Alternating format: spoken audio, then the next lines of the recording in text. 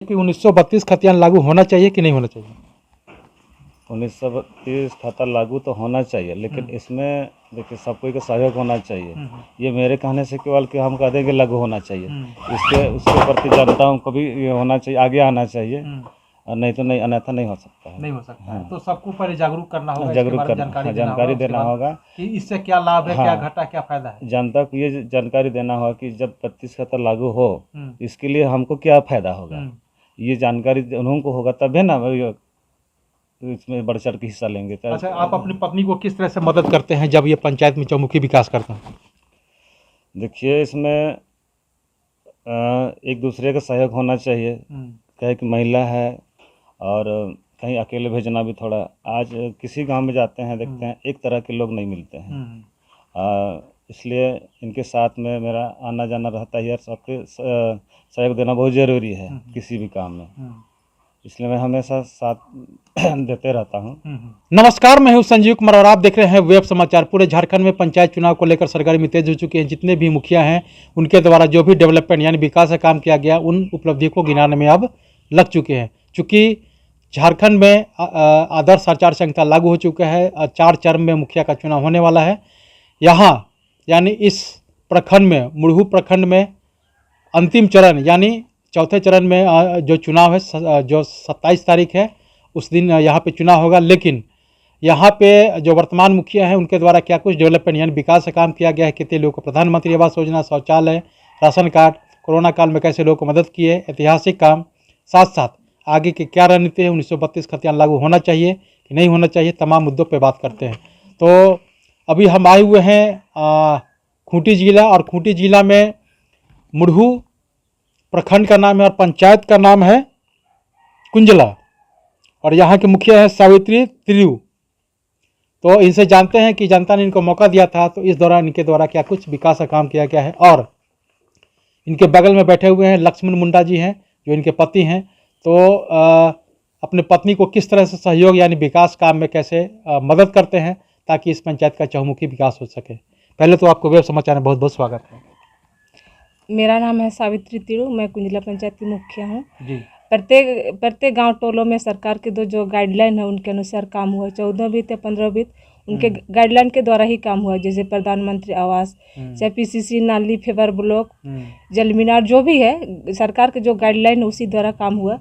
और जैसे गरीब से गरीब परिवार को जैसे राशन कार्ड, फिर वृद्धा विधवा, वो जितना गरीब से गरीब परिवार को मैंने उन लोग को पहुंचाने की कोशिश की, और आगे भी मैं कोशिश करती रहूँगी। अच्छा, ये बताइए कि प्रधानमंत्री आवास योजना के द्वारा करीब करीब कितने लोगों को आवास दिलवा चुके हैं? लगभग 300 से 400 लगभग दिलवा चुके हैं।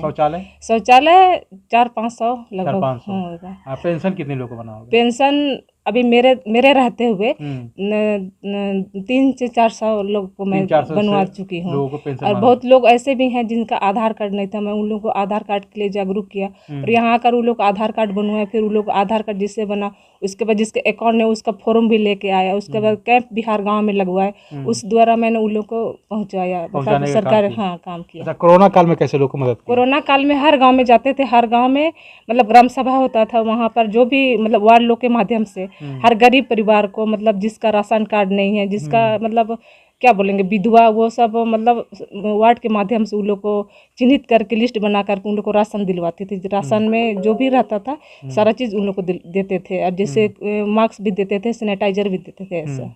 अच्छा, कोरोना कितने मरीज मिले थे?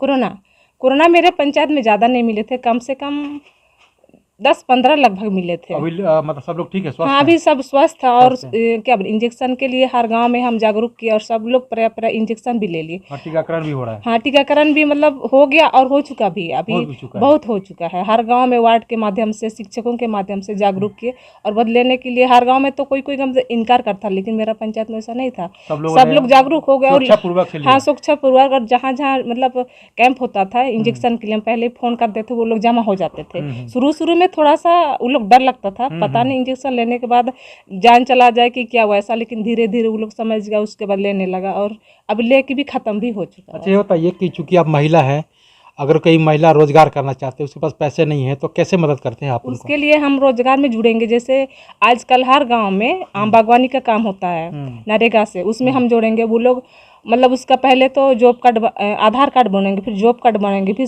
फिर उसके बाद जोड़ेंगे, उसके बाद रोजगार का वो स्रोत बन जाए। जैसे मैं कह रहा हूँ कि अगर कोई महिला रोजगार करना चाहती है, उसके पास पैसे नहीं है, तो कैसे उसको लोन वगैरह जो है उनको लोन के द्वारा समूह के माध्यम से उनको लोन दिलवा कर वो रोजगार में जुड़वा सकते हैं। हाँ, अच्छा, अब ये बताइए कि चूंकि आप आगे भी फाइट करने वाले हैं, तो आगे की क्या रणनीति? अच्छा, ये बताइए कि सबसे महत्वपूर्ण यानी ऐतिहासिक काम आपका कौन सा हुआ है जो आपके कार्यकाल में जो लगा कि this is my best work, और ये जो हुआ है जो जब से देश आज़ाद नहीं हुआ, जब से देश आज़ाद हुआ और उसके बाद से जो आपको कार्यभार मिला, तो उस क्षेत्र का डेवलपमेंट यानी विकास का काम करना पड़ा, मतलब आपने काम किया, चाहे वो सड़क, नली गली या कुछ भी ऐसा बस्ती हो जो आपने वैसा काम किया? सबसे ज़्यादा तो वही आदमी, मतलब गरीब से गरीब परिवार का आधार कार्ड, पासबुक खुलवाना, उसके बाद राशन कार्ड, उसके बाद वृद्धा विधवा, फिर आवास।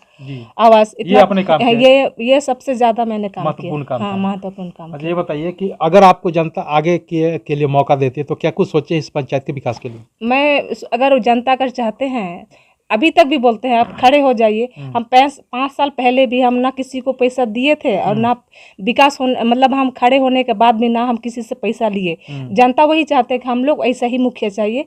5 साल पहले ईमानदार पूर्वक है कि हम भी गरीब हैं, हम गरीब का सेवा करने के लिए लोग हमको चुने हैं, तो वैसा ही हम काम भी किए और काम करके दिखाए भी। हाँ, क्योंकि हम 5 साल पहले वार्ड में भी थे, वार्ड होने के हाँ वार्ड सदस्य थे।